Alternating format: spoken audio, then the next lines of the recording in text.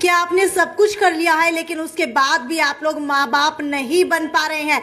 बड़े बड़े डॉक्टर्स को दिखाया है लेकिन उसके बाद भी महंगे महंगे इलाज तो करवा लिए हैं, पैसा बहुत ज्यादा बर्बाद कर दिया, लेकिन उसके बाद भी माँ बाप बनने के अंदर दिक्कत आ रही है।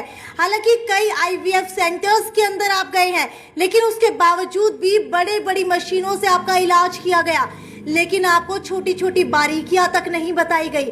आज हम इसी के ऊपर आपके लिए वीडियो लेकर के आए हैं। आखिरकार क्या कारण हो सकते हैं जिसकी वजह से आप लोग माँ बाप नहीं बन पा रहे हैं। इसके अलावा कुछ और अन्य मुद्दों के ऊपर भी बात करेंगे डॉक्टर से, क्योंकि हर हफ्ते मैं आपके लिए कुछ ऐसी वीडियोस लेकर के आती हूँ जो रोजमर्रा की आपकी जिंदगी से जुड़े हुए आपके सभी जो भी आपके डाउट्स है उनको क्लियर करती है। आज हमारे साथ मदर हॉस्पिटल के डॉक्टर सोनू फोगाट मौजूद है। डॉक्टर फोगाट, मुझे ये बताइए सबसे पहले कि आखिरकार ये बांझपन होता क्या है, और अगर फैमिली प्लानिंग किसी को करनी हो तो उसके अंदर फैमिली प्लानिंग के अंदर जो जो दिक्कतें आ रही हैं उसको कैसे सुलझाया जा सकता है?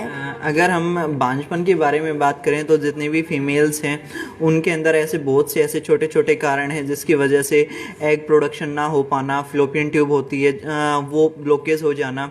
इसके अलावा जो एग है वो मेल के स्पर्म को एक्सेप्ट ना कर पाना, या वहाँ का जो इन्वायरमेंट होता है वो ज़्यादा एसिडिक इन्वायरमेंट की वजह से ब्लॉकेज हो जाना, या बार बार उसके अंदर गांठ बनना, रिसोली की समस्या आना, फाइब्रोइड्स की समस्या आना, या फिर काफ़ी ऐसी महिलाएं हैं जिन्होंने काफ़ी लॉन्ग टाइम तक कॉन्ट्रासेप्टिव पिल्स ले रखी हैं, या फिर बार बार अबॉर्शन हो चुका है। उन महिलाओं के अंदर भी जो यूट्रस होता है वो कमज़ोर हो जाता है, वो बच्चे को अच्छे से अडॉप्ट नहीं कर पाता। इसकी वजह से जो 2 to 3 मंथ के अंदर काफ़ी महिलाओं के अंदर बार बार अबॉर्शन की समस्या भी देखने को मिलती है।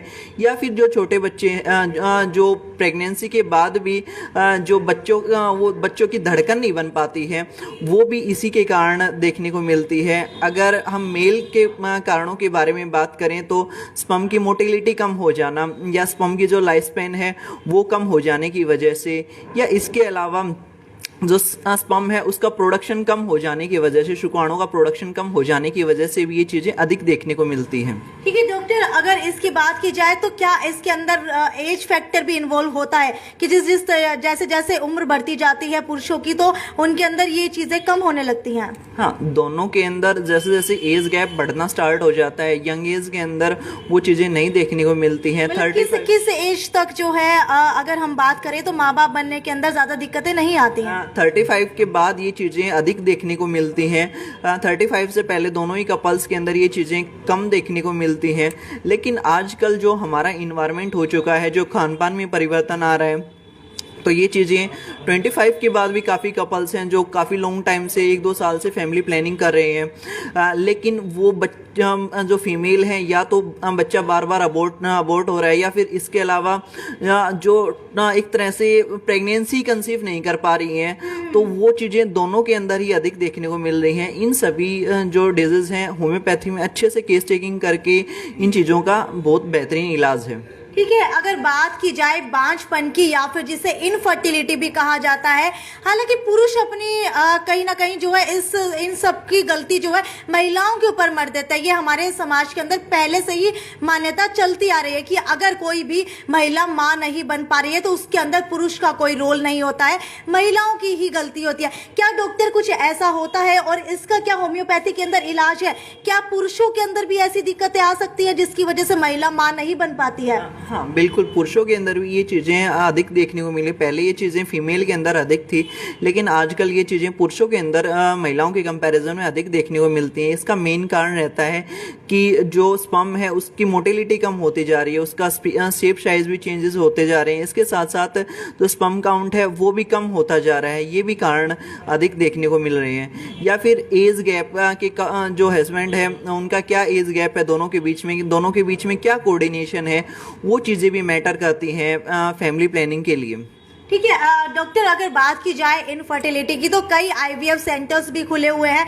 क्या आईवीएफ सेंटर्स में होम्योपैथी जैसा ही इलाज किया जाता है या फिर आईवीएफ सेंटर्स में जाने के नुकसान भी कई होते हैं? अगर आईवीएफ सेंटर के बारे में बात करें तो आईवीएफ सेंटर में क्या किया जाता है, जो मेल है उसका स्पर्म लेके और उसको ट्यूब, जैसे टेस्ट ट्यूब बेबी बोलते हैं हम, टेस्ट ट्यूब के अंदर वो चीज़ों का फ्रेगमेंटेशन करवाया जाता है। देन उसके बाद उसको वहाँ से मतलब रिप्लेस करके फीमेल के यूट्रस में रखा जाता है। ये प्रोसेस रहता है आईवीएफ सेंटर के अंदर।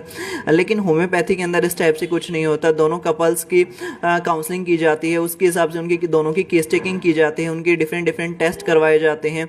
देन उसके बाद ही पेशेंट को मेडिसिन दी जाती है और 2 to 3 मंथ के अंदर फीमेल है वो इजीली बेबी कंसीव कर लेती है, या जिनको बार बार अबॉर्शन की दिक्कत देखने को मिलती है उस चीज़ से भी उनको आराम मिल जाता है। ठीक है डॉक्टर, एक क्वेश्चन सबके मन के अंदर रहता है, उसका डाउट क्लियर करना चाहेंगे कि अगर कोई भी महिला जो है प्रेग्नेंट हो जाती है तो वो आईपीएल की जगह क्या कुछ ले सकती है जिसकी वजह से वो कंसीव करने से बच सके?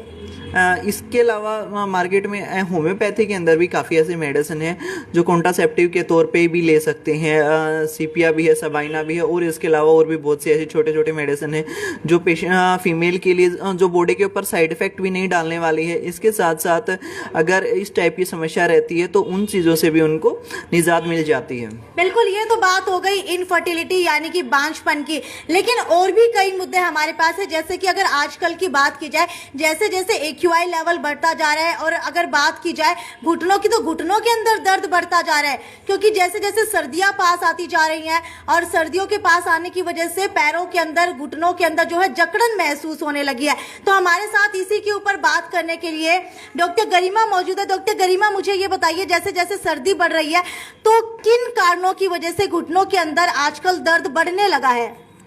आजकल बात की जाए तो 40 से 50 साल की उम्र के बाद लोगों के घुटनों में दर्द की समस्या आती ही जा रही है। लोग आगे यही कहते हैं कि हमारे घुटनों में गैप आ गया है या फिर और भी दिक्कतों के कारण उनको घुटनों में दर्द रहता है, लेकिन वो शुरू में ये सोचते हैं कि घुटनों का दर्द सिर्फ अर्थराइटिस के कारण है। ऑस्टियोआर्थराइटिस ही सिर्फ एक कारण नहीं हो सकता घुटनों के दर्द का, और भी कारणों से घुटनों के दर्द हो सकते हैं। जैसे हम बात करें घुटनों के दर्द का मेन और कारणों की, जैसे एक फैट पैड इरिटेशन। हमारे जो घुटने में चारों तरफ फैट पैड होता है, अगर उसमें जरा सी भी इरिटेशन हो जाए या इन्फ्लामेशन हो जाए तो उसके कारण भी हमारे पैर में या घुटने में दर्द होता है। और भी कारणों के कारण, जैसे मसल इम्बैलेंस हो गई, मांसपेशियों में जो इम्बैलेंस आ जाता है, हमारी जो घुटने के ऊपर जो थाई की मसल होती है, जो जिसको हम क्वाड्रिसेप्स मसल बोलते हैं, अगर उसमें भी जो उसकी भी 4 मसल हैं, जैसे वास्टस मीडियलिस के अंदर अगर वीक हो जाती है, वो किसी भी कारण से उसमें कमजोरी आ जाती है तो हमारा घुटना बाहर की तरफ मुड़ जाता है।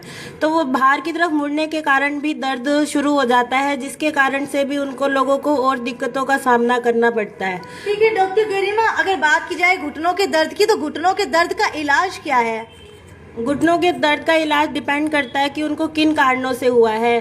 क्या मांसपेशी के टाइट होने के कारण से हुआ है, कैप्सूल के टाइट से हुआ है, या कोई इरिटेशन या इन्फ्लामेशन के कारण हुआ है, या अर्थराइटिस की कंडीशन है, या फ्रैक्चर से हुआ है, तो वो उसके ऊपर डिपेंड करता है कि हम उसको क्या ट्रीटमेंट देते हैं। हम इसके ट्रीटमेंट में क्या कुछ कर सकते हैं उसके कोज को समझते हुए। जैसे किसी को मांसपेशी के कारण हुआ है, किसी की मांसपेशी टाइट हो गई है, तो हम उनको स्ट्रेचिंग करवा के उस मांसपेशी को स्ट्रेच करके ताकि वहाँ का पेन खत्म हो सके।